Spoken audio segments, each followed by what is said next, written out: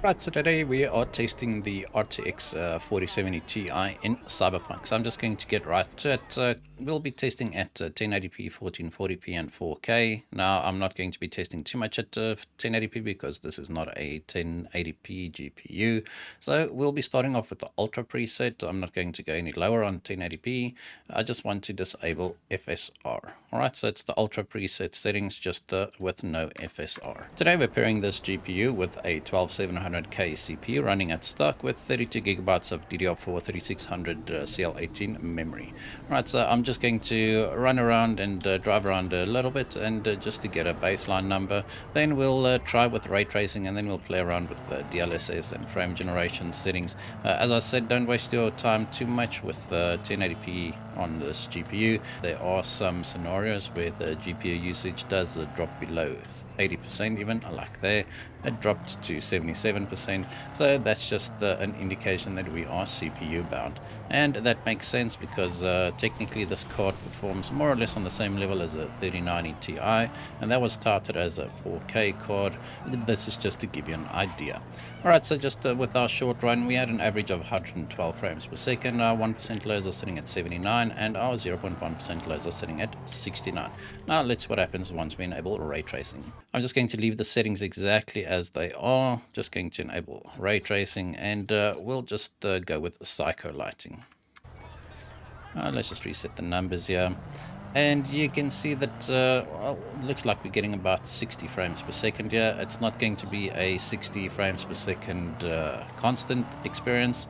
It'll drop down below 60, but it is pretty close. Now, once again, you'd scoff at an $800 GPU being able to run a game at 1080p 60 frames per second, and you'd be right to scoff at that. The issue is that ray tracing is extremely demanding. Even on the new RTX 4000 series cards or 40 series cards, however you want to pronounce it, even with the updated ray tracing cores, it's still a pretty big performance hit. But if you do want a 60 frames per second experience with ray tracing enabled at native resolution, then 1080p is unfortunately the only way you can go about it. Obviously you can lower the ray trace settings. The lighting is pretty intensive, but 1080p is not really realistic for this GPU, as I mentioned before, so we'll just do a short test and then we'll move on to a higher resolution. Alright, so we had an average of 60 frames per second, 1% lows of 45 and 0.1% lows of 40. Now let's see what happens once we start enabling DLSS.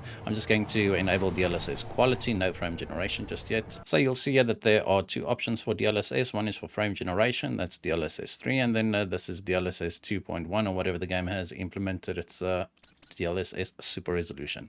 So this actually upscales. So if you put it on quality, it upscales from around 720p to 1080p at the moment. All right, let's just reset our numbers there. And you can see we got a nice frame rate boost there. It went from around 60 to around 80.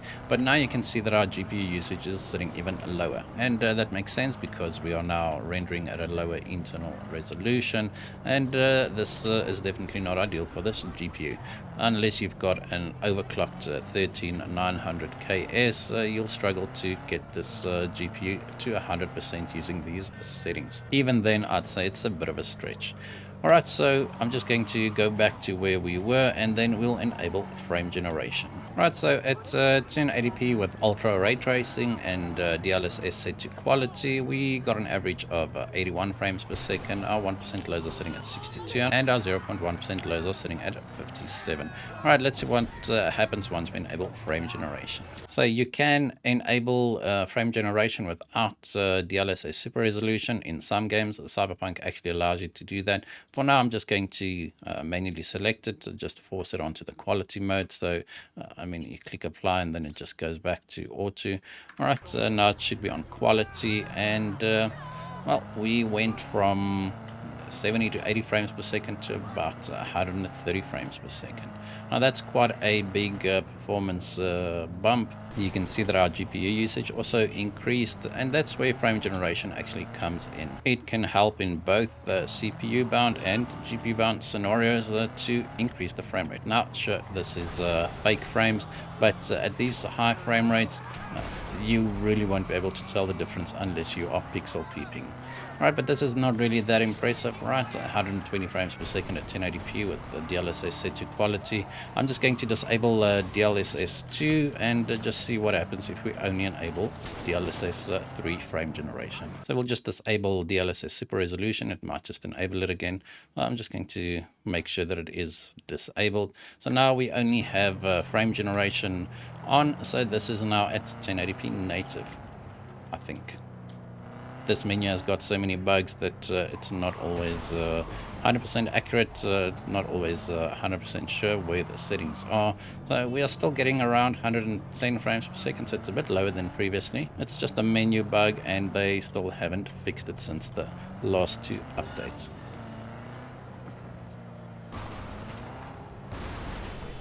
I mean, that was a pretty big crash. Alright, so, I mean, we didn't really lose that much performance. We lost about 20% performance. The game is still very playable at 100 frames per second at 1080p native with ray tracing set to Psycho. But you can see from the GPU usage that my car is going to explode, that we are still CPU bound in quite a lot of the scenes here. Even with frame generation enabled, we are still CPU bound. Alright, so I'm just going to reload my save and then we'll switch over to 1440p. Right, so I just realized that my Afterburner naming for the GPU was still set to my previous benchmark run, which was an RX 6900 XT. I shared that it is an RTX 4070 Ti. The RX 6900 XT does not support DLSS or frame generation or reflex. So I just updated that, so just disregard the naming in the first test. Right, so now we're at 1440p. I'm just going to select the Ultra preset once again, just disable FSR. Don't know why it gets applied. So we'll disable frame generation as well, and ray tracing is still disabled. I'm just going to enable this and disable it again and make sure that it is disabled. Alright, and now we're at 1440p on the Ultra preset, and we are getting about 85 to 90 frames per second. Yeah, there's no DLSS, no upscaling, no frame generation enabled at the moment, so this is just base performance with these settings. So driving around is more demanding in this game. That's why the frame rate actually drops quite a bit once you start driving around. And I've seen certain instances where it's actually around 20 frames per second slower just driving around. That's why most of my tests are done in a car. It's just to give you a worst case scenario. This specific area I'm testing here at the moment is just outside of Mega Building H10. It's outside of V's apartment, and it's also one of the more demanding areas in this game. There's quite a few NPCs here, depending on the time of day. It's around 6 a.m. at the moment, so not a lot of people around, or there shouldn't be. Alright, and that's going to be it for the 1440p Ultra results. We've got an average of 76 frames per second, a 1% laser sitting at 54, and our 0.1% laser sitting at 47. Alright, so let's just enable DLSS and see how much we can get. So I'm just going to enable DLSS super resolution, no frame generation just yet. So technically the game would render internally at 1080p now and then upscale to 1440p. Now, since we dropped the internal render resolution, we might get to some areas where we are CPU bound, so the GPU usage will not be peaked at above 95% at all times. But yeah, you can see we're getting not a big increase in the frame rate, but we gained about 10%, I'd say, by enabling DLSS. Alright, I'm just going to go back to our starting area here. Then we'll disable DLSS and enable ray tracing. Right, so I'm just disabling DLSS super resolution. Let's just make 100% sure that it is disabled. Let's go back into ray tracing here. And once again, let's just put everything on Psycho, and let's see what happens. Now you can see that the reflections are a lot more accurate, but the frame rate is sitting in the 30s. Now that's definitely not ideal, not how you should play this game. This is a first-person shooter, so I'd say 60 frames per second minimum. It's not an online competitive shooter, so you don't really need more than 60 frames per second, although it is nice to have. But you can see the effects of ray tracing here. It is quite demanding, and this is why I actually don't play with ray tracing enabled in any of the games that I own. DLSS will help in this scenario. We should be able to push that over 60 frames per second, I believe, but to me it's just not worth the performance hit. So I'm just going to enable DLSS on quality. So once again, it's 1080p internal rendering, and then upscale to 1440p. And you can see we've got a nice bump once again. It's now sitting around 60 frames per second. Frame time graph is not the smoothest. It's a little bit inconsistent, but the gameplay feels quite okay. Now this is definitely playable. That was just an autosave, so I'm just going to reset the numbers. This is definitely playable. As I said, 60 frames per second in this game is perfectly fine. If you want the added benefits of ray traced reflections and lighting and shadows, etc., then DLSS quality at 1440p is your friend. Once again, we are getting around 30 frames per second less than what we had at 1440p native without ray tracing and no upscaling either. So that just shows you how demanding ray tracing actually is. But Nvidia's got something up their sleeve, and I'm sure you heard about it, and it's called frame generation. And sure, frame generation is fake frames. I'm not going to argue that at all, but unless you are pixel peeping, you probably won't notice a difference in most games. I actually saw one or two differences in Cyberpunk by standing still and moving the camera around a bit, but let's enable the frame generation and you'll see what I mean. So we're going to leave DLSS super resolution on quality. I've just enabled frame generation. It goes back to auto. Let's just force it to quality again, and it takes a bit of time. Look at the frame time graph there. And once it stabilizes, now you can see that we are getting around 100 frames per second. So that's a pretty hefty increase in the frame rate. The game still looks pretty good. It looks the same as at DLSS quality. Obviously, as I said, it is fake frames, but at these frame rates, you don't really notice it.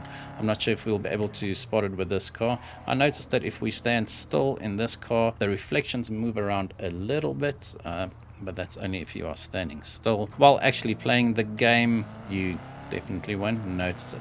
I believe there was also an update to DLSS, both super resolution and frame generation, which increased the accuracy of the HUD or the heads-up display or the GUI, depending on how you want to look at it. Sometimes you'd see some artifact, especially in quest markers, getting lost behind buildings, but you can see there that quest marker on the right that shows 1.7 kilometers moving past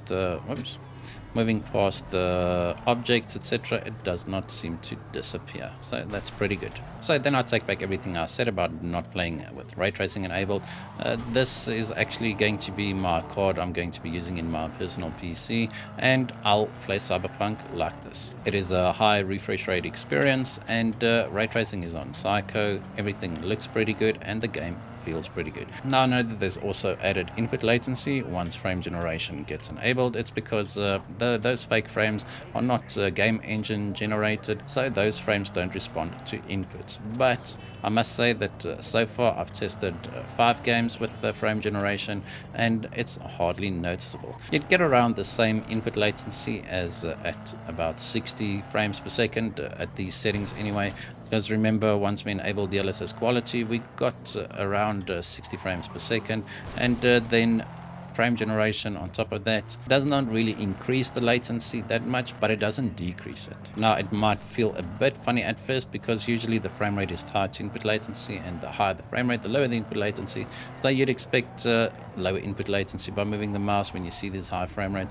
So you might notice it a bit, but definitely not game breaking. Alright, last test at 1440p. I'm just going to disable DLSS quality and just leave frame generation on. Alright, so DLSS is now turned off. We we still have frame generation on, and let's just reset our numbers. We should be getting around the same performance as with the DLSS quality without frame generation, and maybe at these frame rates you would start seeing some artifacting. But you can see performance wise we are still getting around 60 frames per second. It's the same performance we got at DLSS quality without frame generation. Out of the two, I would say rather just enable DLSS quality, but if you want higher frame rates, then enable DLSS quality and frame generation at the same time.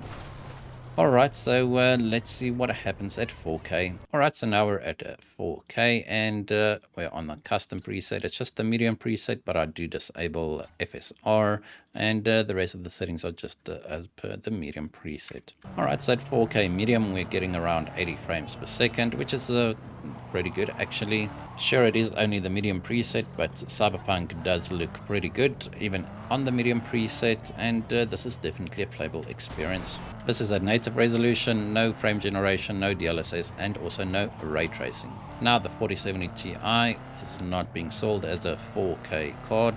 That's according to Nvidia anyway. It'll be sad to think that you pay $800 for a card that can't even do 4K, but I think the main reason for that is the cut down memory bandwidth when compared to the 4080, as well as the cut down VRAM. We've seen in certain games now, like Hogwarts Legacy, where 12 gigabytes of VRAM is just not enough for 4K with ray tracing enabled. So I believe Nvidia recognized that, and that's why they market this as a 1440p card, which is quite funny because the 3090 Ti came out less than a year ago. That was touted as an 8K card. Sure, it's got double the VRAM, and that's probably where the marketing for 8K came from.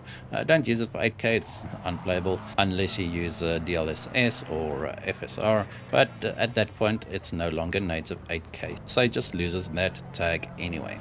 Alright, so at 4K medium we got an average of 77 frames per second. Our 1% laser sitting at 53, and our 0.1% laser sitting at 48. I just want you to note one thing, that so sometimes we're still not 100% GPU bound. We are still dipping below 95% when it comes to GPU usage, but just look at the power there. We are using around 220 watts, so this makes it a pretty efficient GPU.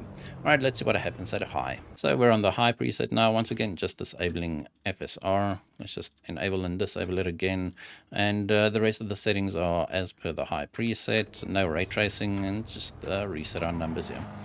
Now you can see that there is quite a big difference between medium and high. We almost halved our frame rate. Well, not really halved, but we were getting around 70 with the previous setting, and now we're getting in the higher 40s, lower 50s. I'm not sure if maybe the FSR bug came into play. Let's just go back to medium. Let's just see if we can actually get back to 70 frames per second. Yeah. Right, so once again, medium preset, disabling FSR, and what's the frame rate? Yeah, so it's 80. Right, let's just do a sanity check. I'm just going to enable FSR and disable FSR again.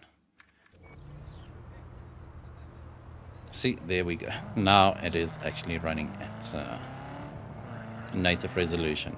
So this bug actually makes it very difficult to test GPUs, because as you can see, we actually thought we were getting 70 plus frames per second there for a second, whereas we are actually getting 50 frames per second. I mean, that's definitely annoying. We disabled and enabled and disabled FSR quite a few times. Usually that fixes the issue. It gets out of its stuck state, but it doesn't seem to have helped in our previous case. So technically this would be the 4K medium benchmark run. I'm not going to waste too much time because we've already done it, except our numbers were wrong. But here you can see that we got an average of 57 frames per second. I just reset the numbers there because there was another autosave.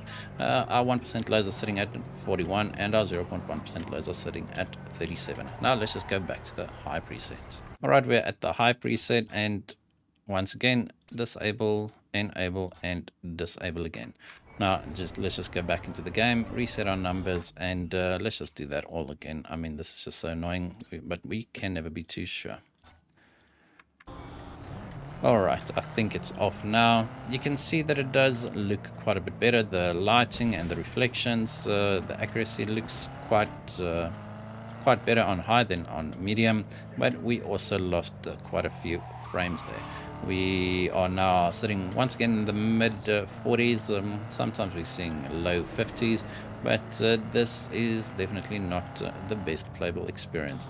At this point you should start using DLSS, or you can just play at a lower resolution. It would just depend on your monitor. If you've got a native 4K monitor, play at 4K, enable DLSS, and off you go. The main issue with 4K monitors running at 1440p is usually it looks a bit blurry. I've got the same on my other system where I've got a 1440p native monitor, and the moment I set the graphics to, or set the resolution to 1080p, it just looks very fuzzy. And the same applies to most monitors running at 4K. If you lower the resolution to 1440p, it becomes a bit blurry, so it's just best to enable DLSS at that point.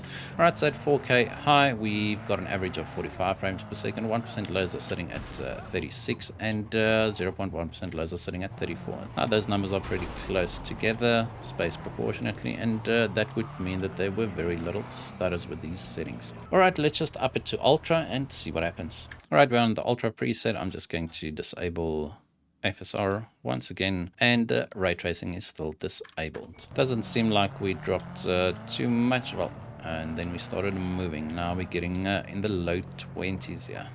This is definitely not ideal, not what you want. Definitely a very sluggish experience here. The input latency is pretty high. It's pretty terrible. It's difficult to drive. That's my excuse anyway. But if you are looking for a 4K 30 frames per second experience, then maybe this is the way to go. I won't be able to play like this at all, so I'm not going to waste too much time here. Let's see if DLSS can save us here. I'm going to go with the DLSS quality, just see what we can get here.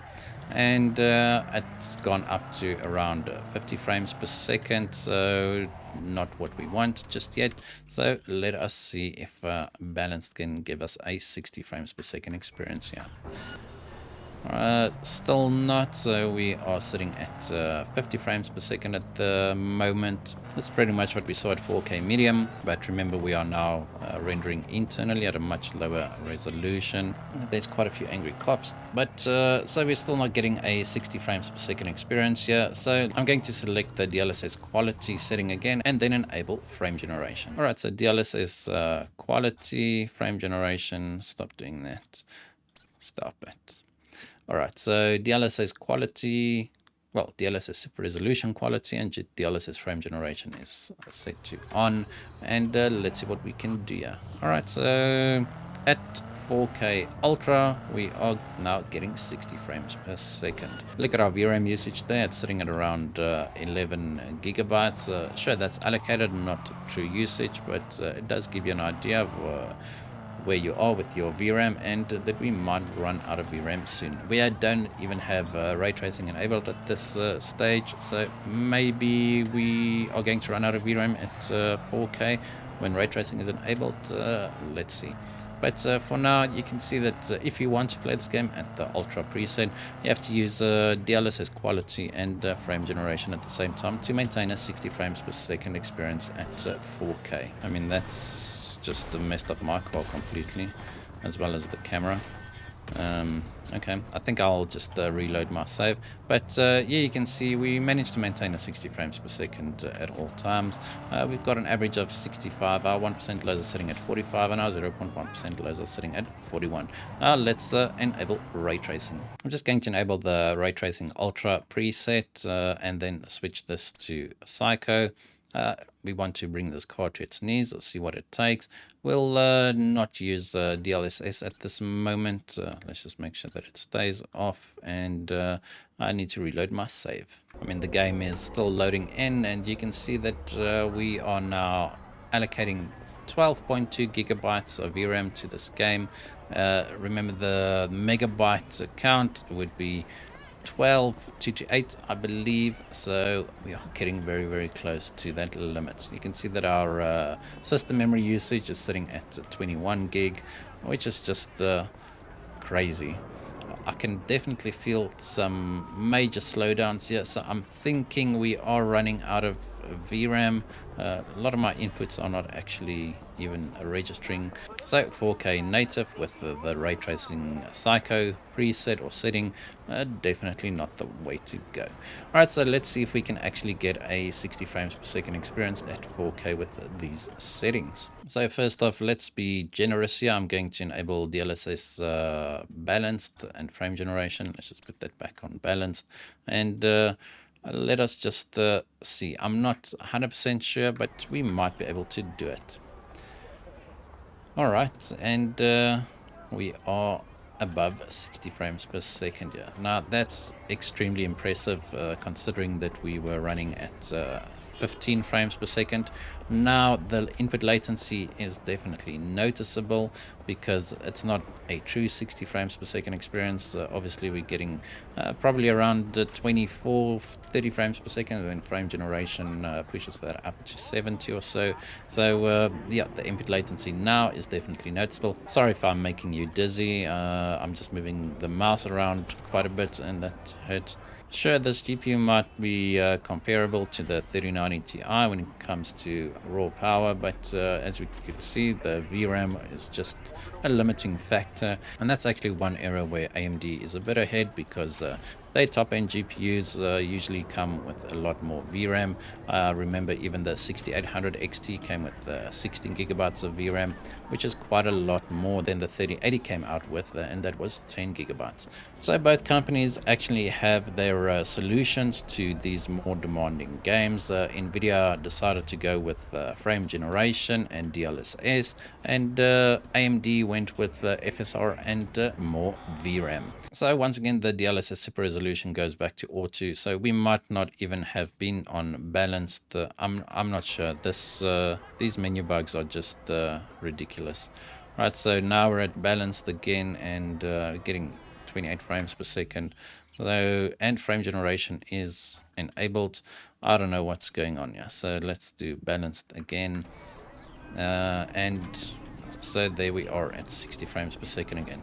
So if your game does not perform the way it's supposed to after you change settings, just make sure that you disable and re-enable DLSS and FSR quite a few times. Alright, let's see if we can still get a 60 frames per second experience, but at least a lower input latency. Let's see what settings we need to use there. So I'm going to go for the ray tracing medium preset here, and I'll just enable reflection. So lighting is set to medium. Now let's put DLSS on quality, and frame generation is enabled. Once again, I'm just going to do this just for the sake of it, and that's pretty much it. Right, so let's see if we can maintain 60 frames per second here.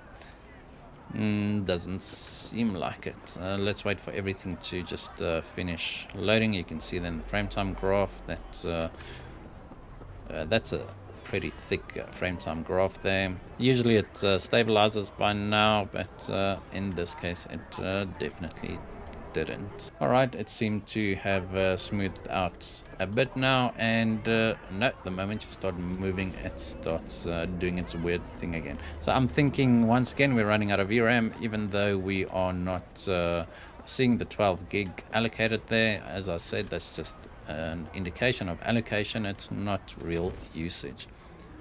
This is just pretty weird. Even looking down where the frame rate should be quite a lot higher, it just does not change. So I'm just going to reload my save. Let's see if it fixes it. Alright, so I just reloaded my save, and that seems to have evened out the frame time graph a bit. I think we are pretty much where we were previously, with around 60 frames per second. We're a little bit lower than previously, but the input latency still feels the same. And that would make sense because we're probably getting around 30 frames per second for it to be able to generate frames till we get to 60. Alright, so obviously DLSS quality is not going to cut it at the 4K medium ray tracing setting, so I guess we'll have to use a balanced. And again, the frame time graph is doing its funny thing. Let's just see if it evens out a bit. It did. We gained maybe 10 frames per second. The game feels quite a bit more responsive, even though there is still the noticeable input latency. And that is the problem with frame generation. It is awesome tech. That's the reason why I actually got this 4070 Ti's to test out DLSS frame generation. But unfortunately, if the native frame rate is lower, then it's not really helping much with the input latency. But at least with these settings, we are getting around 60 frames per second at all times, which is definitely playable in this game. As I said, 60 FPS would be the minimum that I'll be aiming for. And you can still play this game at 4K. You just have to adjust some DLSS settings, use frame generation, or use a more aggressive DLSS 2 or super resolution setting. But personally, to me, I'm taking Nvidia's advice on this, and I'm playing at 1440p, not 1080p, 1440p, and at least with that I can just use DLSS quality, and we can actually use the ray tracing ultra preset. We can max out this game. Everything is set to its highest at the moment. Then we'll just use quality again. Actually disable these 4 settings. Just makes the game feel a bit better, look a bit better. And I noticed that we gain about 10 frames per second with this, right? So let's just see if everything applied correctly. It looks like it. We're getting just above 100 frames per second, and the game looks just awesome. Sure, it's a shame to pay $800 for a 1440p card, but as I said, ray tracing is extremely demanding. If you want a higher frame rate at 4K, then just don't use ray tracing if you are not fond of using frame generation or DLSS. Alright, and that's going to be it for this video. Hope you guys enjoyed it. Hope you learned something. I definitely did. If you found this video useful, consider hitting that like button, hitting that subscribe button, and as always, we hope to see you in the next one.